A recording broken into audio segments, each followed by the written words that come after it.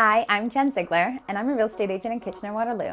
And today I'm going to teach you, and this is generic, so don't feel like you have to live in my city. This can help you anywhere, but this is a great breakdown of what you should avoid when it comes to hiring your real estate agent and red flags to avoid in realtors. So disclaimer, I love tons of realtors. I don't want you to think that I don't. And that in any sense this is negative, because I actually have a lot of great relationships with great realtors, and a lot of them are wonderful, awesome people and work very hard for you. But I want you to know the things you want to avoid when you're interviewing a real estate agent, because maybe you're not in my location or I don't know your agent, and here's the things that I need to worry about. You want to make sure that through this process that's super stressful is that your real estate agent is not going to pressure you if that's not something you feel comfortable with. So just as much as we always talk about love languages with your partners, communication processes, how do you communicate? Make sure that the person that you're going to work with has a very similar communication style as you. So if you're someone that's like, I want you to text me every day, then say that. And make sure that that person's completely in line with that. But some people might be like, you know what, you do it.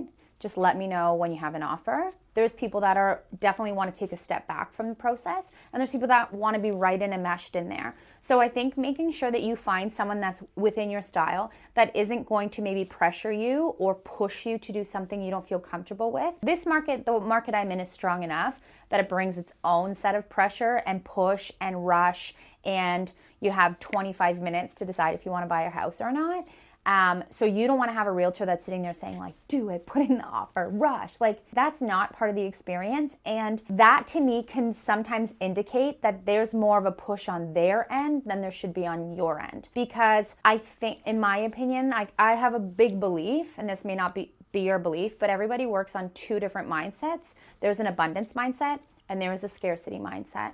So I work from a place of an abundance mindset where I truly believe the right people come to me that want to work with me. If they don't want to work with me, I wish them well, and I hope they find someone that fits them. Anybody that's in a scarcity mindset, and maybe if you're picking up on this realtor being in a scarcity mindset where they really need the paycheck, where they're willing to heavily discount their commission because they really just need a listing, they may not be your best person, because the thing is, when they're in a scarcity mindset, now all of a sudden their needs are ahead of yours. And the point of hiring someone to help you through this process is because you want somebody that's going to protect you and that's going to put your interests first.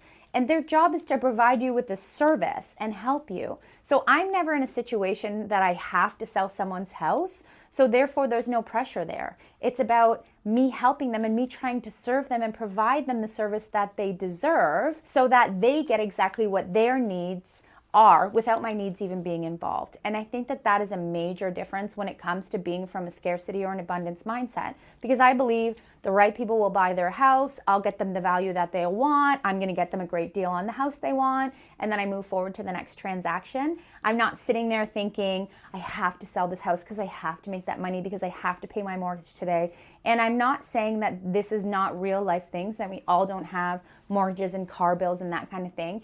But I just have learned to make sure I'm in a position where I don't ever feel that pressure, and I don't put that pressure on other people, because I would never want anyone to feel like they had to buy something and make a huge financial decision just so that I could get a paycheck. If I did this job for the money, I would never take the time away from my family to be able to do it, and I would never work as hard as I do, because it's not at all my goal in the end game. It's to help people and to serve. So that would be something that I would also really pay attention to. Another thing I would really want to caution you on as you're researching someone is make sure that when you're interviewing someone that they're being completely transparent and honest. Also make sure that they're able to connect and they're very much listening to what you want and what you need. So the biggest part about buying and selling is listening and understanding, and also making sure that they have a knowledge of your market so that they can say, listen, I get that you want a triple car garage and a bungalow backing onto green space, but for $300,000, that shit's not happening. And making sure that they know that, and they're not like, yeah, we'll find it.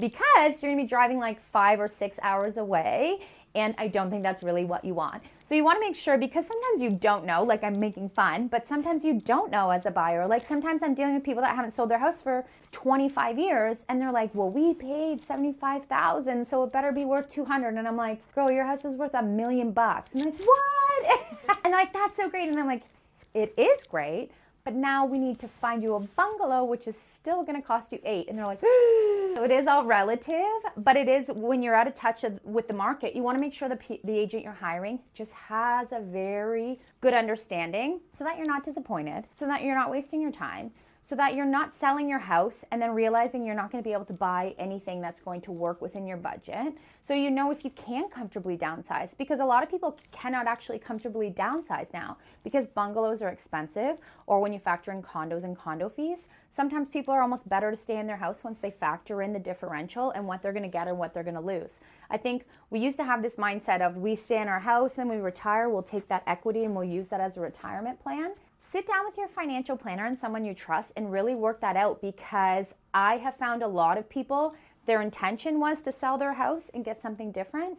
And because of the market, they now can't do that. And it's about knowing that information ahead of time so that you can plan and that you have a good understanding of what you can do and what you can't do. Some other things that I've heard, scary stories about other realtors.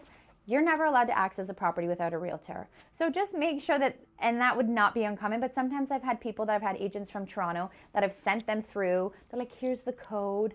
And I mean, you've now trespassed, right? And I think most people would think this is a little bit strange, but sometimes people don't know. And I've seen a lot of people get into tight situations because they trusted their real estate agent and they were naive, and you're trusting them to protect you legally. And they've put themselves into bad positions just not knowing. So I just want to make sure that you're with someone that you can trust. Often, I think the best way to find someone you can trust is ask other people that you trust. Who do you recommend? Have you heard any other realtors in the area that are good? Because then at least you'll have a little bit of a dynamic.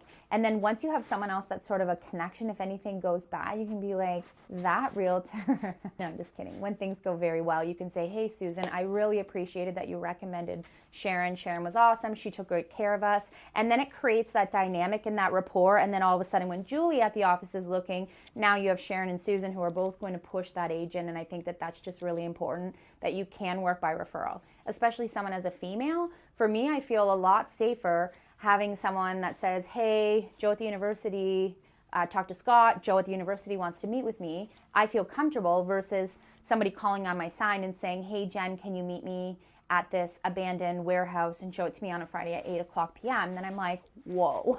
It's very different. And for me, it's a place of safety. It's a place of comfort.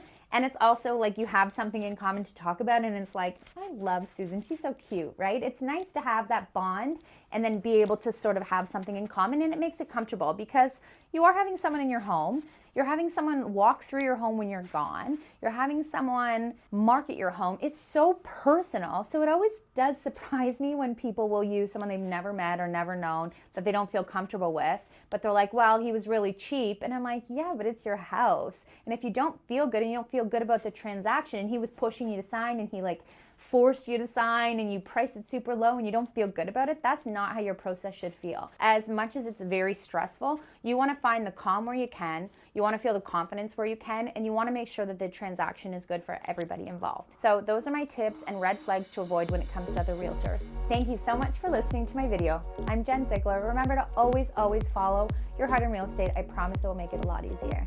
Thanks so much.